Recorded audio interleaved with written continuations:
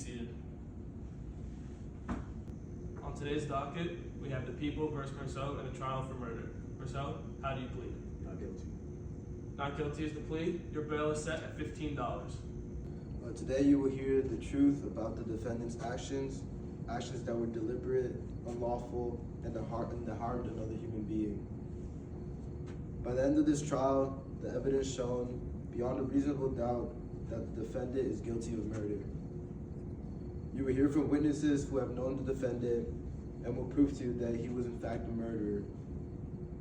The defendant made choices that not only violate the law, choices that cause real harm, and the evidence will demonstrate the choices were not accidents, not misunderstandings, not mistakes, but consensual actions, which the defendant must be held accountable.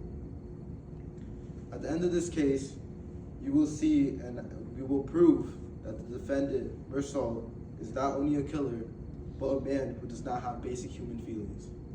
Thank you. Ladies and gentlemen of the jury, today you will be asked to judge not only a man's actions, but something far more delicate, his inner life. The prosecution will claim that Marceau is a monster because he does not cry the way they expect, because he does not speak the way they prefer, and because he does not perform the emotions that society finds comforting. Your duty in this courtroom is not to measure a man's soul. Your duty is to examine the facts of a specific incident at a specific moment, under specific circumstances that none of us can fully imagine unless we were there. The prosecution wants you to believe Marceau is dangerous because he doesn't visit his mother often, because he doesn't weep openly at her funeral, because he went swimming the next day, or because he shared a moment of happiness with someone. They want to turn ordinary human differences into evidence of guilt. But none of this, absolutely none of it, tells you why the shooting occurred or whether it was premeditated, intentional murder. Let me take you back to that day on the beach. It was the hottest day of the summer. The sun was merciless, beating down on the sand. The sky, the water, everything unbearable, bright and blinding. Even a prosecution-owned witness will admit this. Ask yourselves, does a man become a murderer because he doesn't cry? Does a man deserve death because he doesn't pretend? Is honesty about emotions now a crime? Marceau is not asking you to admire him. He is not asking you for sympathy. He is not asking for fairness. He does not lie about who he is. He does not perform grief for applause. He does not pretend to feel more or less than he truly does. His honesty has been twisted into evidence. His difference has been paraded as evil. But the law cannot condemn a man for being unlike others. The law can only judge the act, and the act was not cold-blooded, not premeditated, not rooted in hatred. It was a tragic accident brought on by fear, heat, blinding light, and a moment of unbearable physical pressure. As you listen to this evidence, I ask you to remember this. You are not judges of morality or psychologists or professors. You are guardians of justice, and justice requires you to look at what happened, not how society expects a person to behave. You will find Marceau not guilty of murder because the evidence shows he did not act with intent, malice, or premeditation. Thank you. What is your relationship with the defendant? He was my friend. I knew him quite well. I would see him regularly. What is he like on a day-to-day basis? He's a chill guy. I would see him next door from time to time.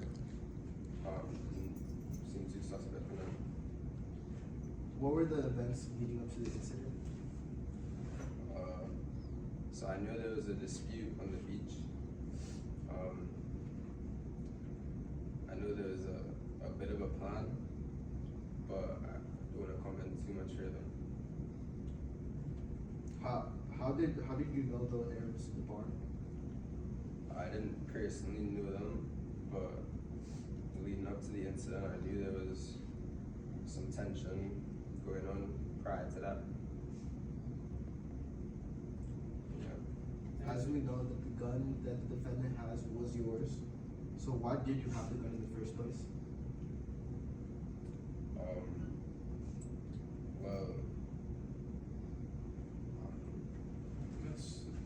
If you feel like you're going to self-incriminate yourself, you do not have to answer that.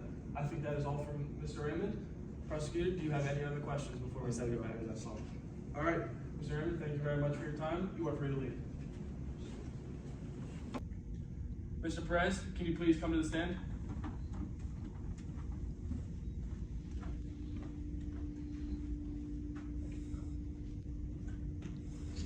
Prosecution, take it away. When did you first encounter the defendant? I first saw Rousseau at the nursing home on the day my lover, or rather, Madame Rousseau, passed away. He was there before the funeral procession. How's his body language like? Rousseau was very calm. He did not cry or speak much. He walked with the others during the procession, but seemed detached. I noticed that he did not express any visible sorrow, at least in that moment. He stayed quiet. His face showed no emotion, while many of us struggled to walk and maintain composure. He seemed unaffected by it all. How did you know the defendant's mother? I knew Madame Rousseau because we both lived in the nursing home. I had become very close to her over time. We spent many days together, talking and keeping each other company. She was my lover. What do you think of the defendant during the funeral?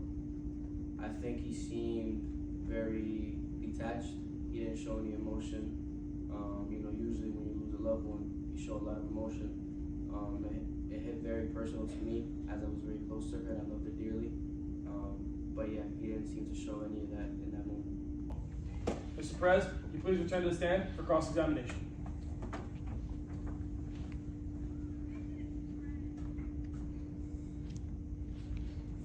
He's all yours. Didn't Rousseau's calmness seem too uneasy and unnatural, like he should have been more grounded than he actually was? Objection, Your Honor, leaving the witness. Sustained. Please rephrase your question. Did his calmness seem unnatural to you, or did it bother you? It was bothersome. Having a loved one pass away, you would expect somebody to show some type of emotion. He was very, I would say, cold-hearted. Like I said earlier in my previous statement, very detached and pretty much just unemotionally aware of what's going on, from my opinion. We all struggled with her passing, and it was just kind of, eerie to see that from him and him not showing any emotion to us, especially when it comes to his mother dying. Rousseau, can you please come to the stand?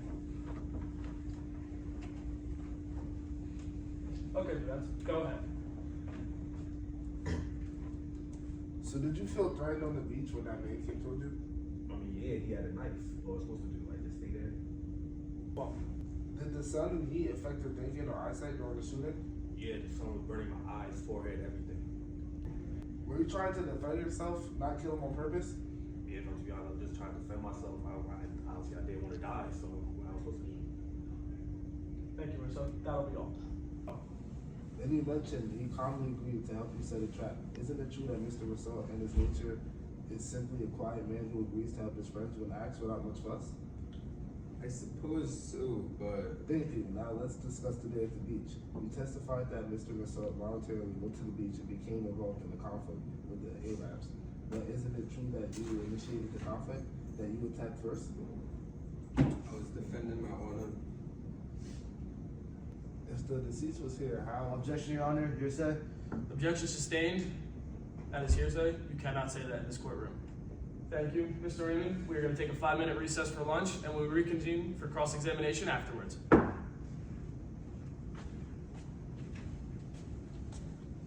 Mr. Raymond, can you please return to the stand for cross-examination?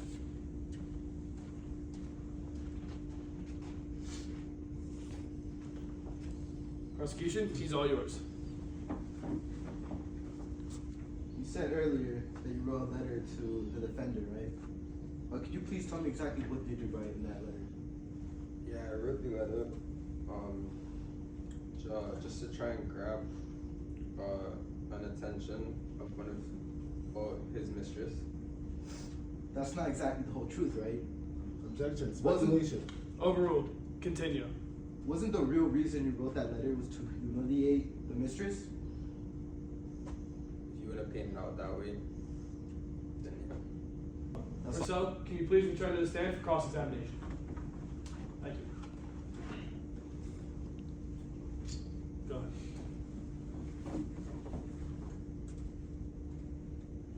Where were you in the day of the incident? I was near the beach near Mason's cabin. How many times did you shoot the Arab? Shot about 4 times. Why did you stop for a second, then proceed to shoot the victim multiple times? You don't have to answer that. It says, Can you recall the events regarding your mother's funeral? I remember the long walk, the bright light, my back hurt. Why didn't you want to see your mother for one last time? It didn't seem necessary, she was dead. What made you think it was okay to shoot and kill a person in broad daylight with no reason whatsoever? I didn't think it was okay. I wasn't thinking about anything like that. Thank you, Your Honor. As you can see, Marceau lacks the qualities of a human being. You can see this by the lack of emotion displayed when he has received the telegram of his mother's passing, and the manipulative letter sent to Raymond's mistress. The letter proves he has no compassion for others. He lives in a world devoted of emotion and meaning. His murder for this man has no valid reason. We even have here the revolver he used in the murder.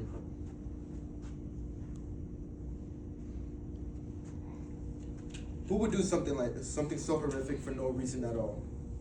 This is a man who does not deserve to roam freely in this society. For these reasons alone, we ask you to find the defendant guilty of first-degree murder and be sentenced to death penalties for his actions. Thank you. Ladies and gentlemen of the jury, throughout this trial, you have heard many things about my client, Marceau. But most of what you heard was not about the crime. It was about his personality, about how he mourned, how he acted, how he looked, and what kind of man he is. You were shown a picture of a man who did not cry at his mother's funeral, who did not pretend to feel emotions he did not feel. But that is not a crime, and it is not the reason we are here today. We are here to determine one question only. Did Marceau deliberately and intentionally commit murder?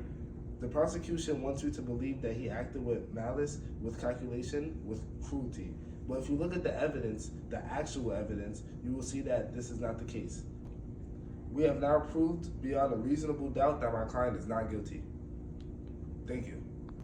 Jury, how do you plead? We, the jury, found the defendant, Marceau, guilty of murder. Marceau, the jury finds you guilty on all charges of murder.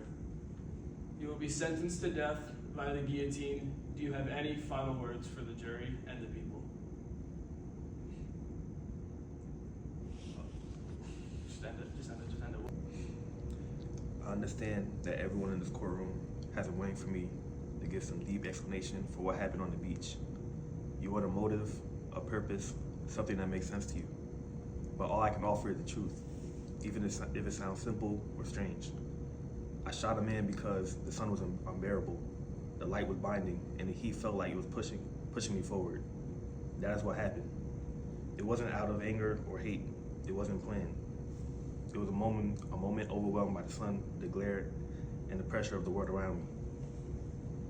And I know you find that answer unsatisfying. You spend more time judging me for not crying at my mother's funeral than for the act itself. You talk more about my lack of emotion than the facts of the case. You criticize me because I didn't pretend to feel things the way others do. But I won't lie to make myself feel better. I didn't cry because I didn't feel like crying. I didn't visit her often because it didn't mean much to me. I didn't want to see her body one last time because it wouldn't have changed anything. These are simple truths, but somehow they became my greatest crimes in your eyes. You want me to say I'm sorry in a dramatic way, or that I found some deep meaning that explains everything. But I can't invent emotions just because they would make you more comfortable. I won't pretend now, even if it costs me my life. I know that my honesty makes you uncomfortable. I know that the way I live, seeing things plainly without pretending, seems normal to you. But that's who I am. I never try to be anything else. If that means you must punish me, then punish me. If you want to condemn me for being different or for not following the usual rules of emotion, then do that. I won't beg, I won't fake regret. But at least recognize this. I've told the truth from the beginning. I've hidden nothing. Everything I've said has been exactly what I've felt. No more, no less. If that honesty leads you to sentence me to death, then that is the result. I accept it. I'd rather die telling the truth than live by pretending to be someone I'm not. That's all I have to say. No natural. Objection, Your Honor. Fuck, what was the lead? Did this calmness seem natural to you, or did it bother you? Fuck! As you can see, the defendant Marcel lacks the qualities of a human being. We have a telegram of his mother's passing and the